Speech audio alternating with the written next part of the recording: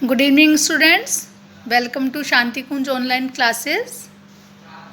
Students, in home science, we are studying chapter 5, Swasthya Raksha, in which we had studied till व्यक्तिगत स्वच्छता। बच्चों, अब तक हमने इस चैप्टर में अच्छे स्वास्थ्य के महत्व के बारे में पढ़ा और व्यक्तिगत स्वच्छता के अंतर्गत हमने आँख, नाक, कान, बालों आदि की साफ सफाई के बारे में पढ़ा। स्टूडेंट्स, अब हम पढ़ेंगे पर्यावरणीय स्वच्छता। बच्चों, उत्तम स्वास्थ्य प्राप्त करने के लिए पर्यावरण एक बहुत महत्वपूर्ण तत्व है। स्वच्छ पर्यावरण के अंतर्गत हमें निम्नलिखित बातों पर ध्यान देना चाहिए। सबसे पहले तो बच्चों, प्रदूषण की रोकथाम के उचित उपाय करने चाहिए, यानी कि प्रदूषण फैलने से रोकना चाहिए। और जो फैक्ट्री और होटल हैं वो रहने के स्थान से दूर होने चाहिए, क्योंकि उनसे बहुत बड़ी मात्रा में वेस्ट निकलता है ना।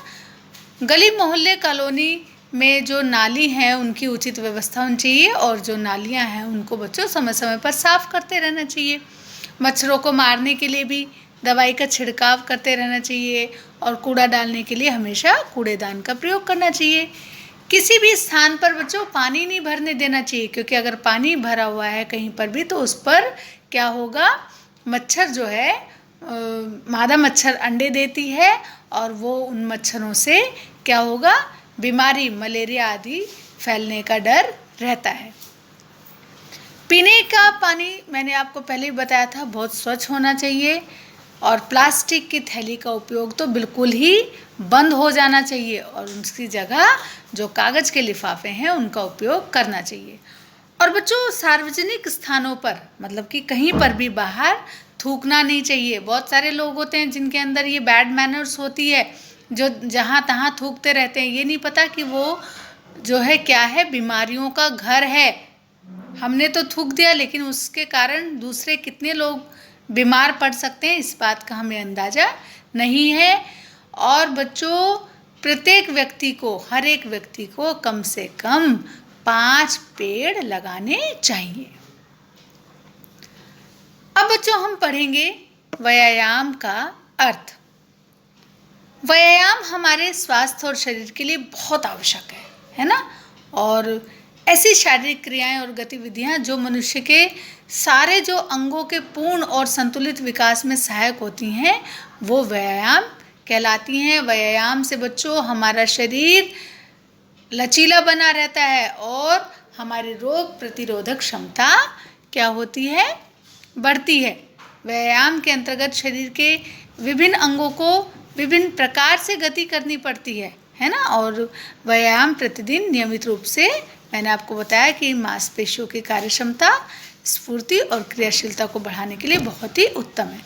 जो व्यक्ति रोजाना बहुत अधिक श्रम करते हैं, शारीरिक रूप से उन्हें व्यायाम की जरूरत नहीं होती, लेकिन जो व्यक्ति ज़्यादा समय तक बैठकर मानसिक कार्य करते हैं उनको व्यायाम की बहुत अधिक ज़रूरत होती है, जिनके लिए अनेक प्रकार की मशीनों का भी उपयोग होता है। आप देखते हो ना, बड़े बड़े लोग जिम में जाते हैं और जिम में मशीनें होती हैं, और उन मशीनों के द्वारा शरीर के समस्त अंगों को चुस्त बनाया जा सकता है।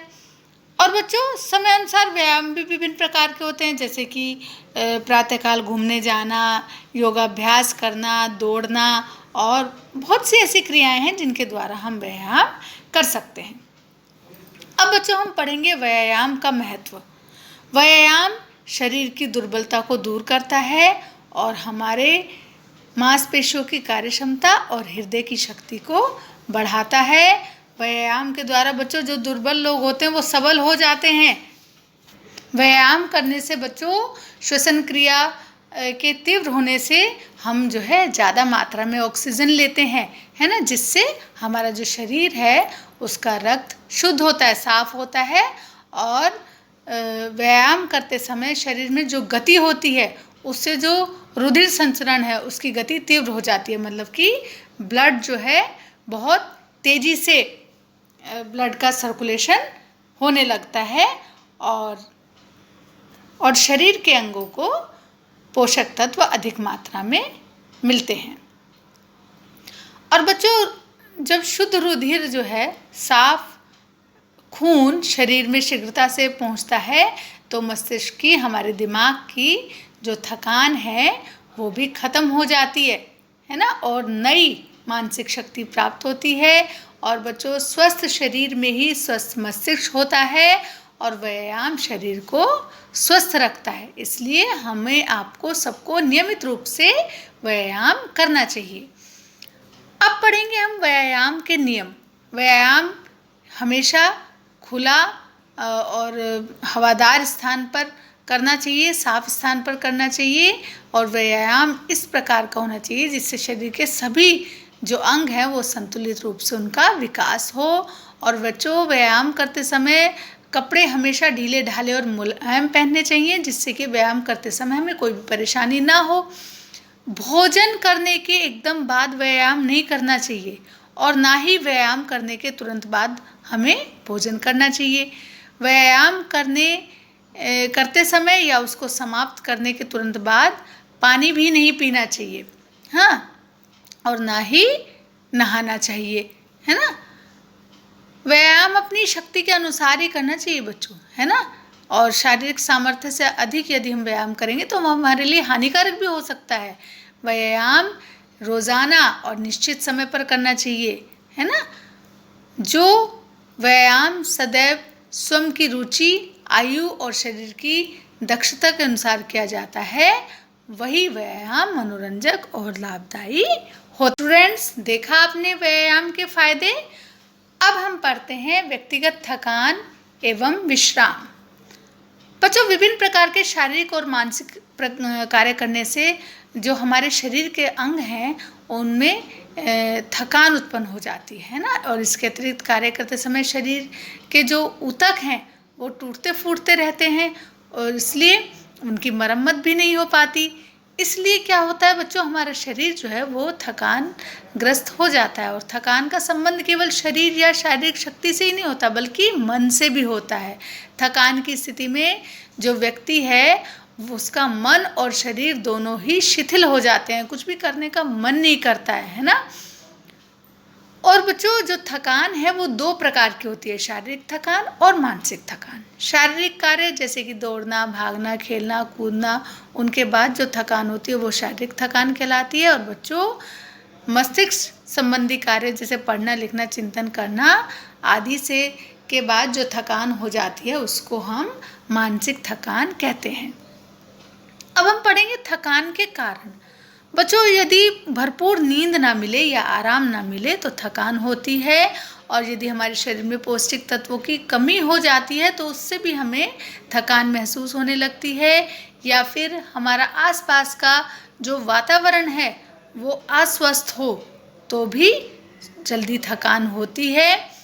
और शारीरिक और मानसिक कार्य करते समय शरीर में जो विषैले तत्व हैं उनके एकत्रित हो जाने से भी हमारी मांसपेशियों में थकान महसूस होती है, और शरीर की सामर्थ्य से अधिक काम करने पर भी हमें जल्दी ही थकान महसूस होती है। अब बच्चों, थकान को हम कैसे दूर कर सकते हैं ना, थकान दूर करने के क्या उपाय हैं। सबसे पहले तो मैं आपको बताऊंगी बच्चों कि विश्राम, आराम और जो निद्रा है उसको थकान दूर करने का सबसे ही अच्छा उपाय है। सोते समय बच्चों हमेशा ढीले कपड़े पहनने चाहिए और मुंह ढककर कभी नहीं सोना चाहिए, है ना। और पूरा सांस लेने से अधिक ऑक्सीजन शरीर में पहुंचती है और ज़्यादा ऊर्जा उत्पन्न होती है, इसलिए थकान को दूर करने के लिए गहरी सांस ली जानी चाहिए, है ना। और काम करने के बाद साफ होकर, है ना, स्वच्छ होकर अच्छे स्वच्छ वातावरण में बैठने से भी थकान नहीं होती है। स्टूडेंट्स, व्यायाम के साथ साथ विश्राम यानी कि आराम भी बहुत ज़रूरी है ना। हम जो भी शारीरिक और मानसिक कार्य करते हैं उससे हमारे शरीर में थकान आ जाती है, और वास्तव में जो शारीरिक परिश्रम है उसको करते समय, अभी मैंने आपको बताया, शरीर में अनेक विषैले तत्व इकट्ठे हो जाते हैं और जो हमारी मांसपेशियों को थकाते हैं, है ना। इसलिए क्या करना चाहिए, शरीर से इन विषैले तत्वों को बाहर निकालने के लिए विश्राम करना भी बहुत आवश्यक है। विश्राम करने के बाद हम फिर से तरोताज़ा महसूस करते हैं और विश्राम का सबसे अच्छा उपाय है निद्रा। भरपूर नींद लेनी चाहिए, है ना। आजकल बच्चे क्या करते हैं, लेट नाइट तक मोबाइल वगैरह यूज़ करते रहते हैं, टीवी देखते रहते हैं, अब नींद पूरी नहीं हो पाती। अब जब नींद नहीं पूरी होगी तो शरीर में चुस्ती, फुर्ती और स्फूर्ति कैसे बनी रहेगी। और बच्चों, यदि भरपूर हम नींद लेंगे तो शरीर तरोताज़ा और स्फूर्ति युक्त बना रहेगा। और सोते समय हमारे शरीर के सारे अंगों को आराम मिलता है, इसलिए स्वस्थ शरीर रखने के लिए हमें विश्राम और निद्रा बहुत ही आवश्यक है। स्टूडेंट्स, आज हम इतना ही पढ़ेंगे और नेक्स्ट क्लास में हम व्यक्ति के स्वास्थ्य में मनोरंजन का महत्व पढ़ेंगे। सभी बच्चे होमवर्क नोट करेंगे।